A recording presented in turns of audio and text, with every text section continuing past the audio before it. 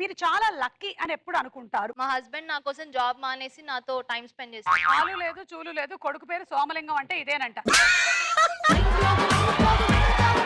పెళ్ళైన 3 రోజులకే మా అత్తగారు నోరు ఊడిపోవడం.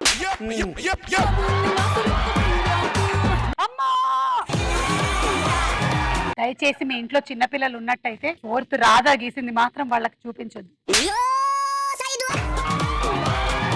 పచ్చ కలర్ లో ఏమైందమ్మా ఇక్కడ? పచ్చ కాపర్లు వచ్చింది.